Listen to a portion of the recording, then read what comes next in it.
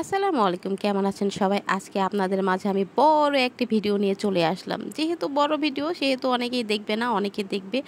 তা যার ভালো লাগে সে দেখবে, যার ভালো লাগে না সে দেখবে না। তো আমি আজকে অনেকগুলো ইফতারি তৈরি করেছি। আজকে আমাদের অনেকগুলো ইফতার তৈরি করা হয়েছিল, যেহেতু মসজিদে দিবে সেজন্য। তো আমি ধীরে ধীরে ইফতারগুলো তৈরি করতেছি। এদিকে আমার যা আবার করতেছে কি, যে তরকারি বসাবে। তরকারি বসানো মুহূর্তে যে পেঁয়াজগুলি ভাজে সেই পেঁয়াজগুলি ভাজতেছে। আমার অত ধৈর্য নেই রে বাবা, তরকারি হওয়া পর্যন্ত আমি সেই পেঁয়াজ ভাজা দেখবো। তাই হোক, সে তরকারি রান্না করে ফেলছে হয়তো।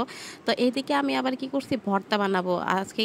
অনেক ভর্তা তৈরি হবে, পটল ভর্তা, বেগুন ভর্তা, তারপর মরিচ ভর্তা। তো আজকে ভর্তা খেতে ইচ্ছে করতেছে, আর শোল মাছ ভুনা, আর হবে হইলো তেলাপিয়া মাছের ঝোল। যাই হোক, আমার ভর্তার জন্য এই যে বেগুন বেগুন রেডি, শুকনা মরিচ ভেজে রাখছি সেটাও রেডি হয়ে গেছে।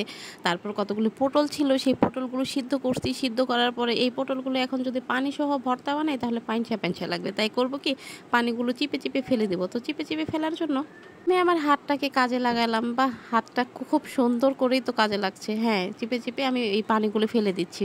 পানি সহ যদি ভর্তা বানাই তাহলে ভর্তাটা অনেক পাইঞ্চা পাইঞ্চা লাগবে। তো আমি চাই না আমার ভর্তাটা পাইঞ্চা পাইঞ্চা লাগুক, যেহেতু আমি পটলের ভর্তা আমার অনেক প্রিয়। কে খান কে খায় না এটা আমার দেখার বিষয় নয়, আমি নিজে খাইতে পারলেই যথেষ্ট। যাই হোক, পটলগুলোকে ভালো করে চিপড়ে চিপড়ে চিপড়ে চিপড়ে সবগুলো পানি ফালাই দিলাম। এদিকে আমি মরিচগুলোর বোটা ফালাবো। তো এখন আমি বলতেছি এক হাতে কীভাবে বোটা ফালানো যায়। এদিকে একখান খুবই কুখ্যাত বিখ্যাত বাটি খুঁজে পাইছি। এই বাটিতে একদিন আমি কি জানি করছিলাম, সারে সর্বনাশ। তারপর আর বাটির ওগুলো আমি উঠাইতে পারি নাই। যাই হোক, পেঁয়াজগুলি ভেজে নিচ্ছি এই কারণে যে সেহেরি তো সেই ভর্তাটা খাবো। আর পেঁয়াজ যদি না ভাজি তাহলে সেহেরি পর্যন্ত সেই ভর্তাটা থাকবে না, ভর্তাটা নষ্ট হয়ে যাবে। এইদিকে আমার এই যে শুকনা মরিচ তেলের মধ্যে সুন্দর করে লাল টুকটুক করে ভাজছি, দেখেছেন? যাই হোক, সুন্দর করে এখন বোটাগুলি কিভাবে এক হাত দিয়ে ছুড়বো, এক হাত দিয়ে তো ছিলা কখনোই সম্ভব না। তাই মোবাইলটা রেখা দিলাম। মোবাইলটা রাখার পরে ভর্তা ভর্তা বানানো শেষ, কিন্তু আপনাদের দেখাইতে আর মনে নাই। যাই হোক, আপনারা আর কি দেখবেন, ভর্তা তো সবাই বানাইতে পারে। এইদিকে আমার শাশুড়ি আবার তরমুজ কাটাকাটি শুরু করে দিয়েছে। এই যে বিশাল বড় একখান বল নিছে, এই যে 10 কেজির ওজনের একখান তরমুজ নিছে, এই তরমুজটা সে এখন কাটবে। যে আমাদের ঘরের সব কাজই আমরা ভাগাভাগি করেই করি, কি এও একজন একাই সব কাজ করি না।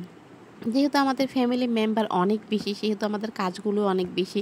তো আমরা কাজগুলো সবাই ভাগাভাগি করেই নিয়ে করি। এই যে আমার শাশুড়ি তরমুজটা পুরাটা কেটে ফেলবে এখন। তো তরমুজটা সে কাটতে থাকুক, এইদিকে আমি আবার গেলাম হইলো টেবিলের উপর। দেখি আমার যা শরবত বানাইতেছে, আর আমি এই যে ভাজাভুজি কইরা সব টেবিলের উপর রাখলাম। আমার যা দেখি সুন্দর করে এক বোতল শরবত বানাইলো। হ্যাঁ, এটাও মসজিদে চলে যাবে। আমরা বাসায় খুব কম খাবারই রাখি, মসজিদেই বেশি সবই দিয়ে দিছে আর কি, অল্প কয়েকশো ছিল। তারপর আমার শাশুড়ি কতগুলো মিষ্টি এনেছে, আমিত্তি এনেছে। এগুলি কি আমরা আমিত্তি বলি, অনেকে আবার মোটা জিলাপিও বইলা থাকে। জিলাপি আর আমিত্তি অনেক আলাদা, বুঝতে পারছেন? আচ্ছা, যাই হোক, মিষ্টিগুলোর কিন্তু স্বাদ অসাধারণ। এই একটা মিষ্টি আমার ছেলে খেয়ে রেখে দিয়েছে, তা আমি আবার বলতেছি পুরোটা খাইতে পারে নাই, তাই আমি ওখান থেকে একটু একটু করে খাচ্ছি। বিশ্বাস করেন, এত মিষ্টির মিষ্টি যে আমার অতটুকু খেয়ে আমারও পেট ভরে গেল। যাই হোক, আমিও পুরাটা খেতে পারি নাই, ওইটা ওখানে রেখে দিয়েছি যে ছেলেটা খাবে না, তাহলে আমি আর কি করবো। যাই, এবার মিষ্টির বাক্সটা নিয়ে আসি। মিষ্টির বাক্সটা নিয়ে এসে মিষ্টির বাক্সের মধ্যে কতগুলো সুরা রইছিল। আহারে কি আরে ছোটবেলায় কত খাইতাম, পাইতাম না তাও কত খাইতাম। যে এই মিষ্টির শিরা দিয়ে মুড়ি খাইতে যে মজা, আপনারা কি মানে জানেন না। আমি তো অনেক প্রিয়, অনেক প্রিয়। তো খাইতেছি খাইতেছি আর হঠাৎ করে মনে পড়তেছে, আরে শিরাটা তো বেশি হয়ে গেছে, মুড়িটা তো কম হয়ে গেছে, আরও কতগুলি মুড়িকে ফালাই নিব। কিন্তু আরও কতগুলি মুড়ি ফালানোর পরে করবোটা কি, আমার পেটে তো আর কোনো জায়গাই নাই, একটুখানি জায়গাও রাখি নাই। এক বাল ভাত খাইছি, ভাত খাওয়ার পরে পেট গেছে ভইরা। এখন আমি কি করি? আসসালামু আলাইকুম, ভালো